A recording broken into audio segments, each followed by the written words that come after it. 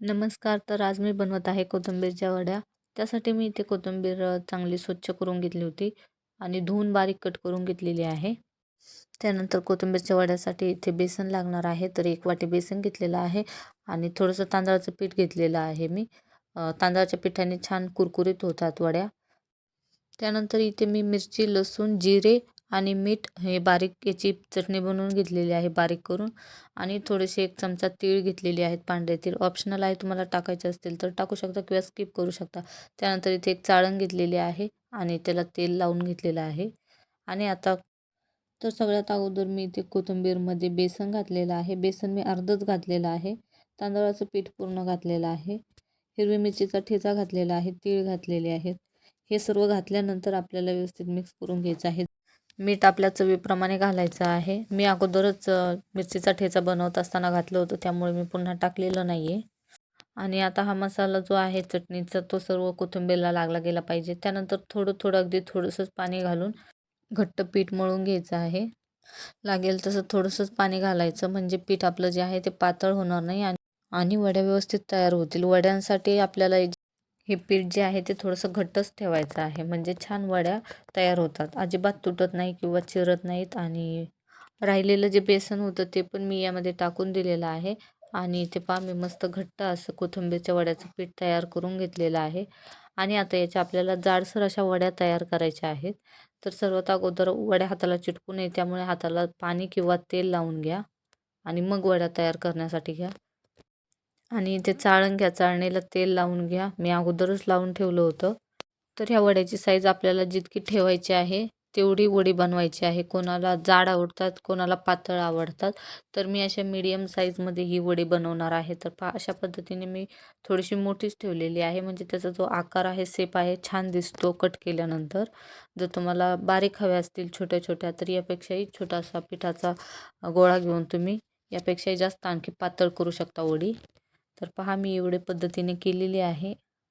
अशा पद्धतीने बाकी सर्व पिठाच्या पण मी वड्या तयार करून घेत आहे. वड्या बनवत असताना जर हाताला चिटकत असेल पीठ, तर मध्ये मध्ये पाणी पण लावायचं किंवा तेल लावलं तरीही चालेल. तर पहा, अशा पद्धतीने सर्व पिठाच्या मी इथे वड्या तयार करून घेतलेल्या आहेत. मी मोठ्या मोठ्या केलेल्या आहेत. 3च वड्या इथे तयार झालेल्या आहेत. एका कोथिंबीरच्या गड्डीमध्ये एवढ्या तयार झालेल्या आहेत. कट केल्यानंतर ह्याच भरपूर होतात. तर आता चला स्टीम करण्यासाठी ठेवूया. तर इथे मी पाणी गरम करण्यासाठी अगोदरच ठेवलं होतं वड्या बनवत असतानाच. तर पाणीही देखील चांगलं गरम झालेलं आहे. आणि आता यावरती चाळण ठेवलेली आहे. त्यावरती झाकण ठेवून 15 मिनिटे आपण वड्यांना शिजवून घेऊया. तर मी ते गॅस बंद केलेला आहे आणि 15 मिनिटे झालेली आहे. तर वडी शिजली का नाही, त्यासाठी तुम्ही चाकूने किंवा टूथपिक वापरून चेक करू शकता.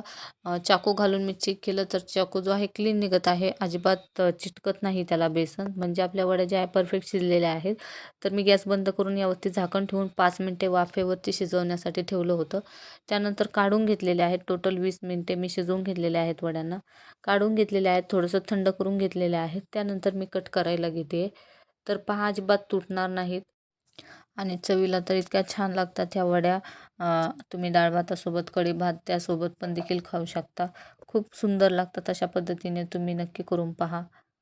स्पेशली मला या कोथिंबीरच्या वड्या खूप आवडतात. खूप म्हणजे खूप जास्त आवडतात आणि खूप क्रिस्पी मस्त, लहान मुलं देखील खूप आवडीने खातात. एकदम छान होतात आणि करायला देखील एवढ्या सोप्या आहेत. जरी कोणाला येत नसतील तर त्यांनासुद्धा पहिल्याच प्रयत्नामध्ये इतक्या छान वड्या बनवू शकतात. तर हा व्हिडिओ पूर्ण शेवटपर्यंत नक्की पहा आणि अशा पद्धतीने तुम्हीही नक्की बनवा. वड्या कट करत असताना एक गोष्ट मात्र लक्षात ठेवा, ज्या वड्या आहेत त्या पहिलं थंड करून घ्या, त्यानंतरच कट करून घ्या, म्हणजे वड्या तुमच्या तुटणार नाही. शक्यतो गरम याच्यातच जर आपण वड्या कट करायला घेतलं तर तुटण्याचे जास्त चान्सेस असतात. त्यामुळे अगोदर थंड करून घ्यायच्या आणि त्यानंतरच कट करण्यासाठी घ्यायच्या आहेत. तर पहा, वड्या कट करत असताना एकही वडी तुटलेली नाही आहे. छान मस्त गोलाकार आकार आलेला आहे आणि अशा पद्धतीने सर्व वड्या मी इथे कट करून घेतलेल्या आहे. वड्या कट करत असतानाच मी एका पॅनमध्ये तेल गरम करण्यासाठी ठेवलेलं आहे. तर वड्यांना मी डीप फ्राय करणार आहे. डीप फ्राय केल्यानंतर खूप छान क्रिस्पी आणि कुरकुरीत बनतात वड्या. बरेच जणांना तेलाचा प्रॉब्लेम असतो, जास्त ऑइली खायचं नसतं, तर त्यांनी शालो फ्राय जरी केलं तरीही चालेल, तरीही खूप छान लागतात, टेस्टी लागतात. पण मी इथे डीप फ्रायच करणार आहे. तर पहा तेल छान कडकडीत गरम झालेलं आहे. तेल चांगलंच गरम करून घ्यायचं आहे, थंड तेलात टाकायचं नाही, गरम तेलातच. तर ह्या वड्या मी 2 बॅचमध्ये तळून घेणार आहे. एक बॅचमध्ये बसत नव्हत्या, तर अर्ध्या मी आत्ता तळून घेते आणि बाकीच्या राहिलेल्या सेकंड बॅचमध्ये मी तळून घेणार आहे. तर वड्यांना चांगला आपल्याला ब्राऊन कलर येईपर्यंत, गोल्डन कलर येईपर्यंत तळायचं आहे. तर वड्यांचा कलर इथे जरासा चेंज झालेला आहे. तर आपण आता पलटून घेऊया. दुसऱ्या बाजूने देखील तळून घ्यायचे आहे. आलटून पलटून दोन्हीही बाजूंनी छान गोल्डन कलर येईपर्यंत वड्यांना आपण तळून घेऊया. तर पहा मस्त वड्या इथे छान तळलेल्या गेलेल्या आहेत. अगदी जास्त पण ब्राऊन करायच्या नाही, नाहीतर करपट लागतात. एवढ्यावरतीच या कलरवरती काढून घ्यायच्या आहेत. तर आता मी इथे सर्व वड्या काढून घेत आहे तेलाच्या बाहेर आणि अशाच पद्धतीने राहिलेली बाकी सेकंड बॅच देखील मी तळून घेणार आहे. तर पहा तळत असताना देखील एकही वडी तुटलेली नाही आहे. अशा पद्धतीने नक्की करा, म्हणजे तुमच्या पण वड्या ज्या आहेत त्या तुटणार नाही आणि छान बनतील आणि टेस्टला पण अप्रतिम लागतात, खूप सुंदर लागतात. अशा पद्धतीने काही टिप्स आहेत त्या फॉलो करून ह्या कोथिंबीरच्या वड्या बनवा, खूप छान बनतील. आणि तुम्ही बनवल्यानंतर वड्या कशा झाल्यात त्याही मला माझ्या कमेंट बॉक्समध्ये कळवा. आणि माझा जर तुम्हाला कोथिंबीर वडीचा व्हिडिओ आवडला असेल तर लाईक करा, शेअर करा आणि चॅनलवर नवीन असाल तर सबस्क्राईब करायला मात्र विसरू नका. तर भेटूया पुन्हा एकदा अशाच एका छान व्हिडिओसोबत. तर आजच्यासाठी इथेच थांबूया. Bye bye, take care.